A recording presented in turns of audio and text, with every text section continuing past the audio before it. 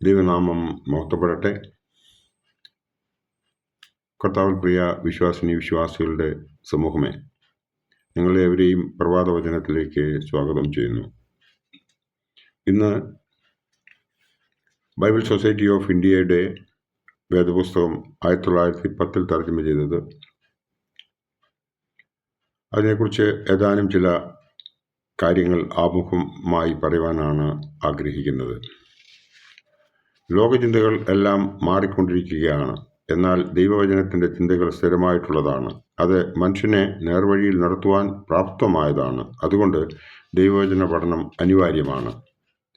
ക്രൈസ്തവ സഭയുടെ എല്ലാ വിഭാഗങ്ങളും പൊതുവെ പറഞ്ഞാൽ എക്കാലവും വേദപുസ്തകത്തിന് ദൈവികമായ അധികാരമുണ്ടെന്ന് കരുതിപ്പോന്നു. വേദപുസ്തകത്തിന് എപ്പോഴും സഭയിൽ അതുല്യമായ സ്ഥാനമുണ്ടായിരുന്നു, ഉണ്ടായിരിക്കും എന്നതാണ് സത്യം. ദൈവത്തിൻ്റെ പ്രത്യേക വെളിപാടിൻ്റെ രേഖയാണിത്. ആകയാൽ വേദപുസ്തകം ക്രിസ്തീയ വിശ്വാസത്തിൻ്റെയും ആചാരത്തിൻ്റെയും പരമമായ തോതും മാനദണ്ഡവും ആണ്. ഏത് ഗ്രന്ഥവും ശരിക്കും മനസ്സിലാകുന്നതിന് അതിൻ്റെ മൂല പാഠത്തെക്കുറിച്ചും അതിൻ്റെ പിന്നിലുള്ള ചരിത്ര സാംസ്കാരിക പശ്ചാത്തലത്തെക്കുറിച്ചും സൂക്ഷ്മമായ ജ്ഞാനം കരസ്ഥമാക്കേണ്ടതുണ്ട്.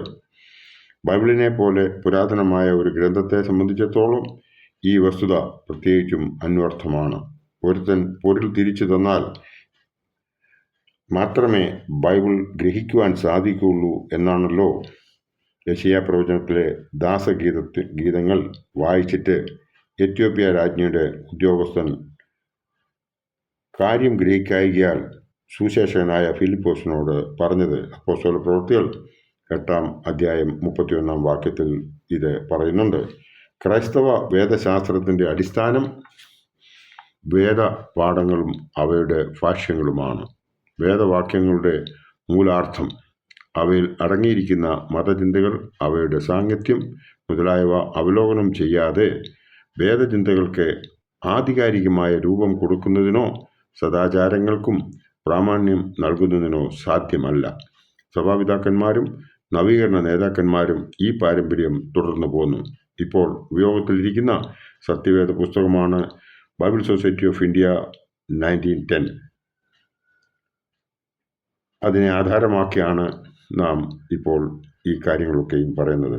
വേദപുസ്തകത്തിലെ ഗ്രന്ഥങ്ങളുടെ എഴുത്തുകാരെ പരിശുദ്ധാത്മാവ് പ്രചോദിപ്പിക്കുകയും നയിക്കുകയും ചെയ്യാൽ അവ ദൈവവിശ്വാസത്താലാണ് എഴുതപ്പെട്ടത് എന്ന് പരിശുദ്ധനായ പൗലോസ് ശ്ലീഹ തിമോഥെയോസിന് എഴുതിയ 2-ാം ലേഖനം 3-ാം അധ്യായം 16-ാം വാക്യത്തിൽ പറയുന്നുണ്ട്. ആയതിനാൽ വേദപുസ്തകത്തെ ദൈവവചനം എന്ന് വിളിക്കുന്നു. ക്രിസ്തുമതത്തിൻ്റെ അടിസ്ഥാനവും കേന്ദ്രീകൃതമായ വസ്തുതയും ഒരു വ്യക്തിയാണ്, യേശു ക്രിസ്തു.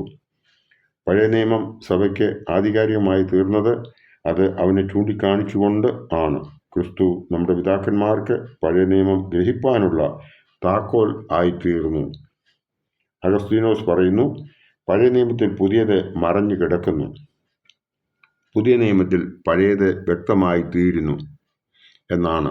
വേദപുസ്തകം ദൈവിക വെളിപാടിൻ്റെ സാക്ഷിയാണെന്ന് മാത്രമല്ല, അതാണ് ആദ്യത്തെ സാക്ഷി. ഇതത്രേ വേദപുസ്തകത്തിൻ്റെ സവിശേഷത സ്ഥാനം. വേദപുസ്തകം എഴുതിയ കാലഘട്ടം BC 1500-നും AD 100-നും ഇടയിൽ ആയിരിക്കാം എന്ന് കരുതുന്നു. എന്നാൽ BC 7000 മുതലുള്ള ചരിത്ര സംഭവങ്ങൾ നമുക്ക് ഇതിൽ കാണാം. വാമൊഴിയായി പിതാക്കന്മാർ കൈമാറിയത്.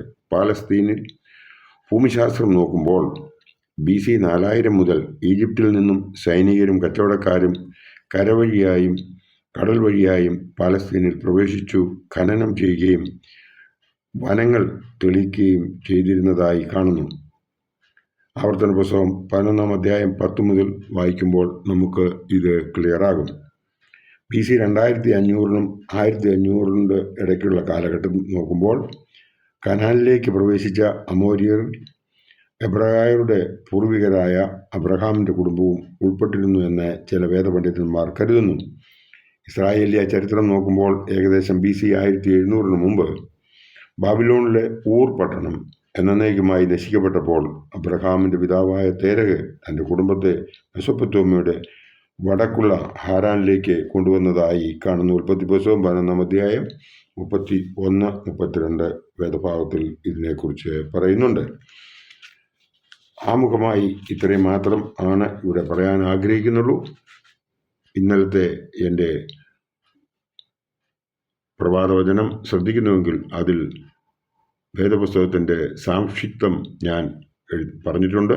അതിൽ വളരെ ക്ലിയറായിട്ട് ഇത് രണ്ടും കൂടെ കൂട്ടിച്ചേർത്ത് വായിച്ചു കഴിഞ്ഞാൽ ദൈവം നിങ്ങൾക്ക് ഒരു പുതിയ രീതിയിലുള്ള അണ്ടർസ്റ്റാൻഡിങ് ബൈബിളിനെ കുറിച്ച് തരും എന്നുള്ളതിന് യാതൊരു സംശയവുമില്ല. ദൈവം നിങ്ങളെല്ലാവരെയും അനുഗ്രഹിക്കട്ടെ. നന്ദി, നമസ്കാരം.